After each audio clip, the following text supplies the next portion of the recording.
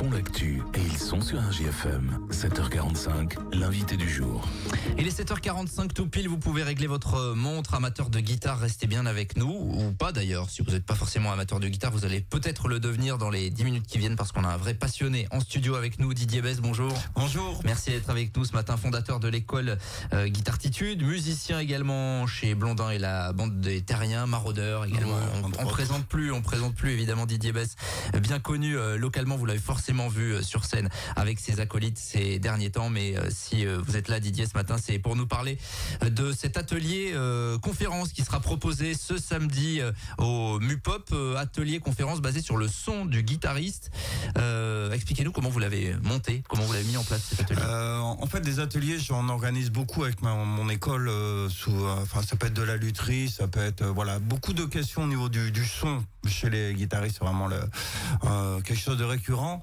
Et le premier élément de la chaîne, c'était les guitares. Donc, quand j'ai commencé à photographier mes guitares dans le but de faire un joli flyer, je me suis rendu compte que j'en avais 21 différentes. Et je me suis dit, si je présente mes 21 guitares dans les locaux de Guitartitude et que je fais venir du public, c'est même pas la peine, quoi. Donc, d'où le partenariat. J'ai appelé Mélanie, le MUPOP, et voilà, quoi. Donc, on se délocalise pour cet atelier. C'est vraiment, c'est quoi? C'est présentation des guitares, du son, c'est essayer de faire un rapport ça fait pléonasme. En fait, les formes des guitares, leur évolution au fur et à mesure des années, elles étaient avec des caisses au tout début, puisqu'on a essayé d'amplifier des guitares acoustiques avec des micros pour. C'était le gros souci par rapport au big band et tout ça. Fallait se faire entendre en tant que guitariste, donc l'électrification et les formes ont évolué jusqu'à devenir. On pourrait prendre la planche de bois qui est sous mes yeux là pour la découper pour en faire une guitare. Donc et au fur et à mesure les formes et le son sont directement liés. Donc voilà, c'est cette idée là. Une collection de guitares que vous avez amassée au fil des années, j'imagine. Ouais. Comme je dis, c'est pas une collection. J'ai pas essayé de faire une collection. Le problème, c'est que je suis passionné de la guitare dans tous les styles de musique. C'est mon gros souci. C'est pour ça qu'il va y avoir dans un banjo, une mandoline. Je peux pas me passer de guitare. Je sais pas, si je veux jouer du jazz, il y a des guitares qui sont faites pour ça. Si je veux jouer du manouche ou du country, il va falloir des guitares adaptées. Et c'est comme ça que c'est faite ma collection. C'était pas l'idée de base d'avoir une collection énorme à mon luçon, quoi. Et donc là, ce que vous allez présenter samedi, ça sera à partir de 14h au MUPOP. On va dans un instant vous donner toutes les indications pour savoir comment s'inscrire.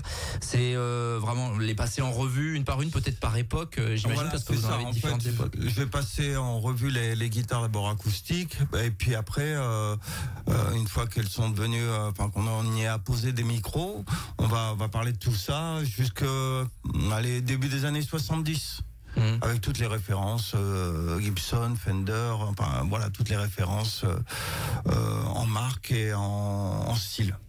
Est-ce que c'est quelque chose, ce rendez-vous-là, uniquement pour les passionnés, ou est-ce que le grand public qui a envie un petit peu d'en savoir plus sur cet instrument qui nous entoure tous, évidemment, lorsqu'on écoute un peu de musique, peuvent venir également ces personnes? Tous ceux qui sont intéressés par la musique avec de la guitare à l'intérieur peuvent venir. Voilà, ils apprendront plein de choses.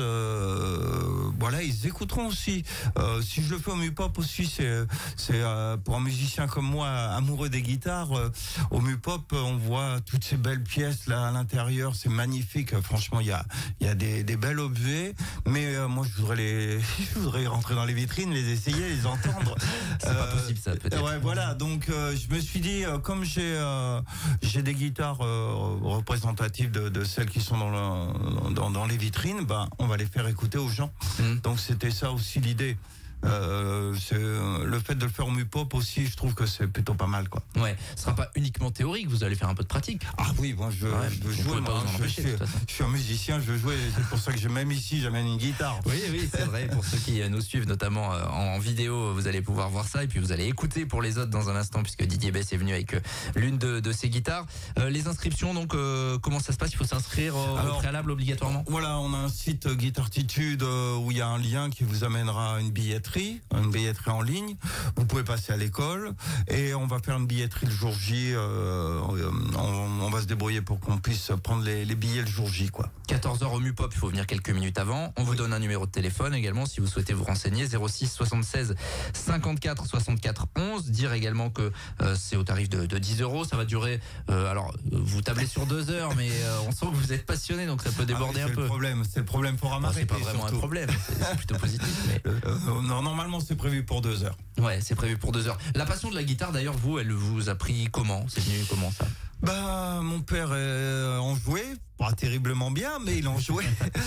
Il y avait toujours une guitare qui traînait sur un fauteuil chez moi, et puis il écoutait surtout beaucoup de musique, quoi.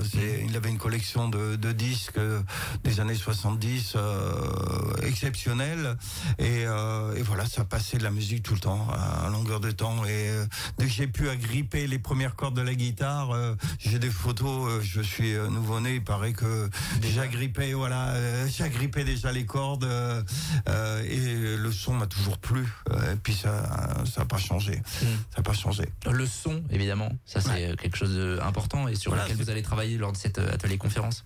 Voilà, c'est aussi on en parlait tout à l'heure, c'est-à-dire que le jazz, on a besoin d'un son, et il y a une guitare appropriée. Et dans n'importe quel style, il y a vraiment des guitares appropriées à chaque style. Je dis même qu'il y a des guitares qui nous appellent. J'ai acheté une guitare, on va dire du rose, ces temps-ci. Si j'essaye de jouer autre chose dessus, elle me dit mais non, je suis pas faite pour ça. Écoute, il y a un dialogue. Voilà, c'est vraiment ça. Il y a des guitares un peu plus polyvalentes, mais d'autres qui sont vraiment affiliées à un style. C'est vraiment... elle nous appelle, c'est ça. Ouais, c'est ça. Quand vous parlez, on sent qu'il y a un vrai rapport avec l'objet, quoi. C'est même plus un objet. Voilà, déjà je le trouve beau, quoi. Je vous ai ramené un dobro ici. On n'est pas du tout connaisseur. Enfin, oui, voilà, mais bon, Laurent ou moi, mais... l'objet est déjà magnifique pour moi, et les sons qu'il donne, c'est fabuleux pour moi. C'est quelque chose, oui, on le sent qui vous fait vibrer, qui fait vibrer tout un chacun. Carrément. J'arrive maintenant, parce que vu les tournées que je fais avec Blondin et tout, j'arrive à me passer de guitare, allez, 4 jours. Je dois tenir 4 jours à peu près maintenant. Fut un temps où c'était obligatoire tous les jours. Obligatoire. Il n'y a pas besoin de cure de désintox quand on fait ce genre d'instrument. Non, mais des fois ça peut être pénible. Être en vacances, je sais pas, en Guadeloupe pour la première fois de sa vie, et puis pas avoir de guitare sous la main pendant 15 jours. C'est plus que compliqué. Donc voilà, ceux qui sont dépendants de produits quelconques, je les comprends. Bon, c'est quand même plus sain la guitare, il faut le dire quand même. Mais en tout cas, vous avez bien compris, tout un chacun qui nous écoute là ce matin, quand vous avez affaire à un passionné. Donc si vous voulez en savoir plus sur la guitare, il y a cet atelier conférence. C'est quelque chose que vous êtes amené, pourquoi pas, à renouveler à l'avenir? On va voir. Oui, ça serait avec plaisir. Ça serait avec plaisir en tout cas. Pour partager évidemment cette passion partout. Samedi 14h au Mupop, on rappelle, allez sur le site guitartitude.fr, on vous partagera le lien là dans la matinée, ou appelez le 06 76 54 64 11. Il nous reste 2 petites minutes pour évoquer Blondin et la bande de Terrien. Comment ça marche? Est-ce qu'il y a des dates déjà de calées? Oui, alors je les ai pas là, il faudra aller sur la page Facebook, mais il y a déjà la tournée d'été qui se prépare. On va commencer la Saint-Patrick, ça va être le 16 mars, je crois, en Bourgogne. C'est un bon endroit pour la Saint-Patrick, je suis pas sûr, mais bon, on va voir. On va voir. Donc, à partir du 16 mars, c'est reparti. Si c'est comme l'année dernière, de mars à septembre, ça joue. C'est tous les week-ends? Oui, ça joue tous les week-ends, et même parfois en semaine, quoi. Et dans toute la France, ce que vous nous disiez en micro. J'ai vu qu'on allait on va partir encore en Bretagne pour le festival interceltique, on va aller à la frontière allemande, on va aller en région parisienne, partout, surtout l'été. Bien sûr, c'est une belle réussite ça, c'est un kiff j'imagine pour vous et pour tous vos acolytes. Oui, c'est top, comme on dit chez nous, entre musiciens, les dates appellent les dates, et c'est ce qui se passe depuis maintenant 7 ans, je crois, quelque chose comme ça. On a sorti 2 albums, et on est en train de bosser sur un 3e, et ça fonctionne plutôt bien. Que vos fans du secteur se rassurent, il y aura quand même quelques dates dans le coin, ou c'est plus compliqué? Oui, même si on est demandé un peu loin. En tout cas, je crois qu'on va faire l'ouverture de saison du 109 au Guingois.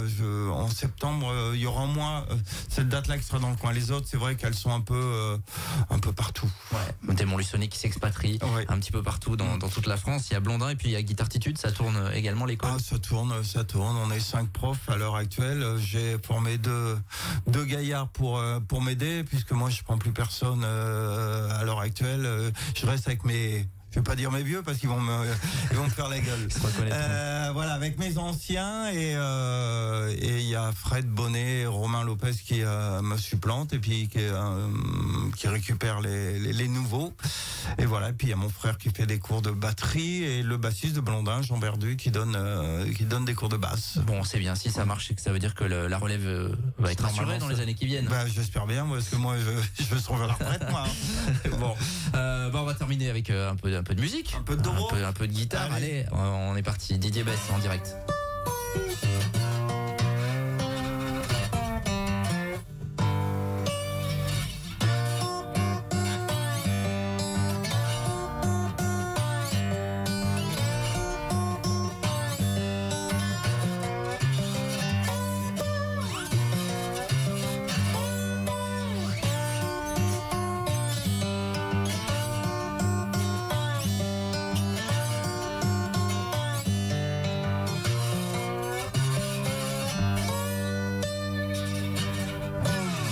Aura fait un peu voyager ce matin. Voilà, c'était parfait, c'était pour terminer. Donc on rappelle cet atelier conférence avec Didier Bess. On a bien compris qu'on a affaire à quelqu'un de passionné. Ce sera samedi au Mupop à 14h, 06 76 54 64 11 pour s'inscrire ou directement sur place.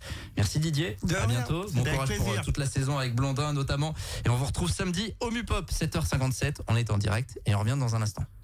Tous les matins, 7h45, l'invité du jour en direct sur RJFM. Retrouvez l'invité du jour en podcast sur rjfm.net et l'appli RJFM, mais aussi en replay vidéo sur YouTube et Facebook. RJFM.